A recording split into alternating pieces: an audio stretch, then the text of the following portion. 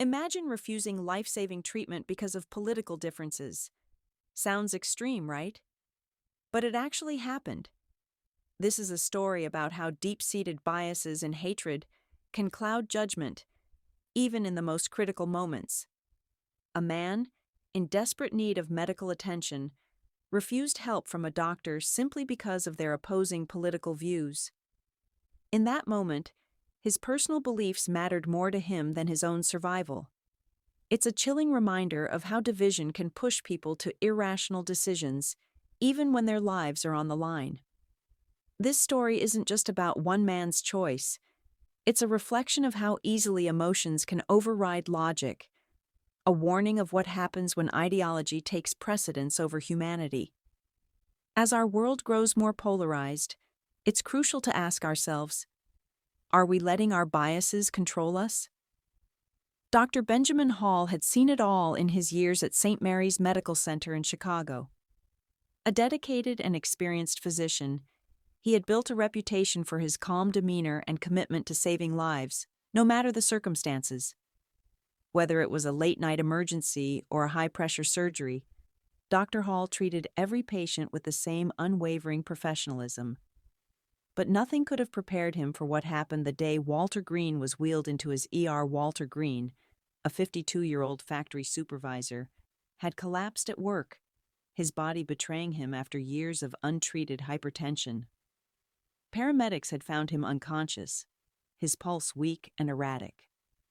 By the time he reached St. Mary's, he was pale, drenched in sweat, and barely able to keep his eyes open.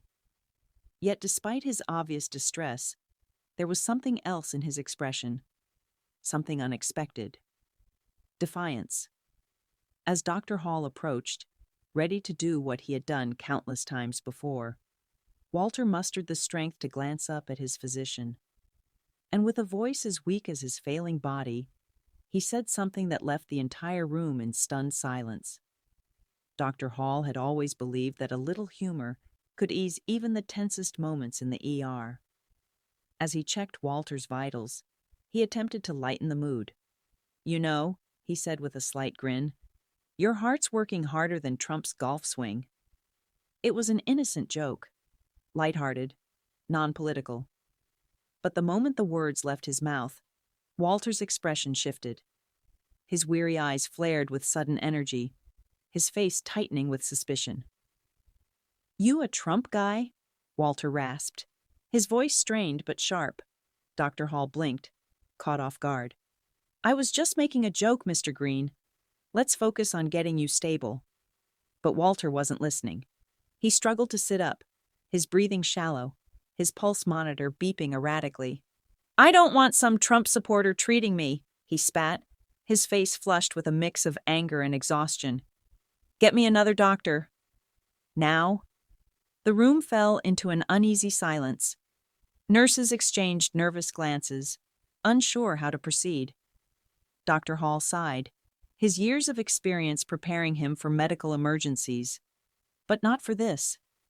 Here was a man at the brink of a crisis, yet his hatred, his assumptions, mattered more to him than his own survival. Dr. Hall hesitated, not out of offense, but out of something far heavier, the realization of just how deeply divided the world had become. Outside the ER room, Dr. Hall let out a slow breath, rubbing his temple as he leaned against the wall.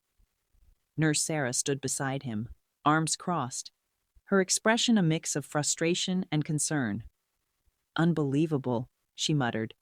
"He's in hypertensive crisis, and he's worried about politics?" Dr. Hall shook his head. "I've had patients refuse treatment before. Cultural reasons, religious beliefs. But this?" He exhaled sharply. "This is something else." Sarah sighed. "We could try calling in another doctor, but at this hour, it'll take time. He doesn't have that kind of time." Dr. Hall was quiet for a moment, then straightened up. "It doesn't matter what he thinks of me. My job is to keep him alive. If he refuses treatment, that's his choice. But I won't walk away just because he sees me as the enemy." Sarah gave a small nod. "You're a better person than me, Doc. I would have walked out. Dr. Hall managed a tired smile. It's not about being the better person. It's about being the doctor. With that, he took a deep breath and pushed open the door, stepping back into the room where a stubborn, fading man lay, determined to save him, whether Walter liked it or not. Walter's breathing grew shallow, his skin turning an alarming shade of gray. His eyelids fluttered, and then silence. The monitor flatlined. "Code blue!" Nurse Sarah shouted, her voice cutting through the tension like a knife.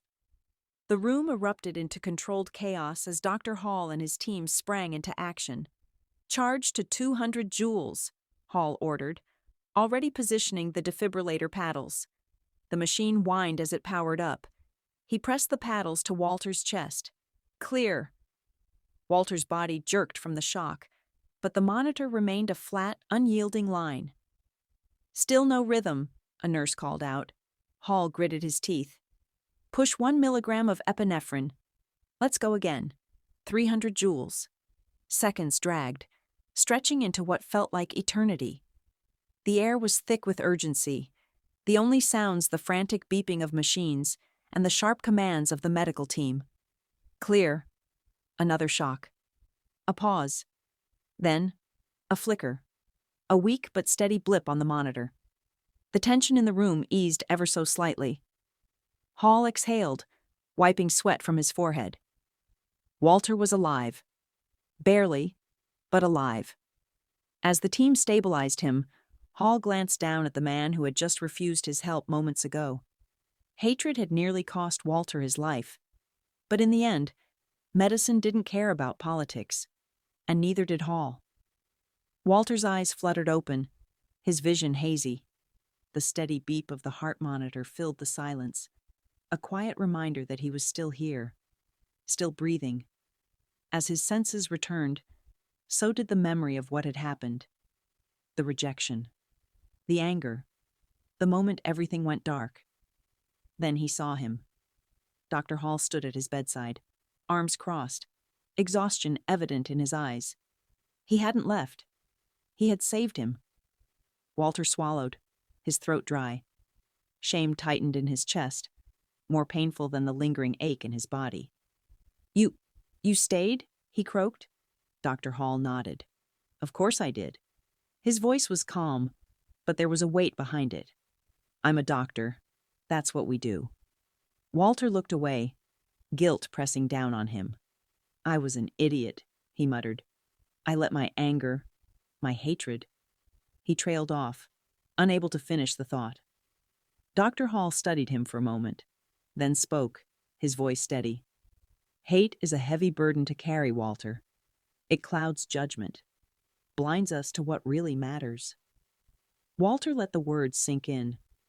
He had nearly died because of his own prejudice, because he had cared more about an assumption than his own life. And yet, despite it all, the man he had rejected had fought for him anyway. His eyes stung as he looked back at Dr. Hall. "I'm sorry," he whispered. Hall offered a small nod. "Just focus on getting better." Walter closed his eyes, exhaling slowly. He had come dangerously close to losing everything. Not to illness, but to hatred.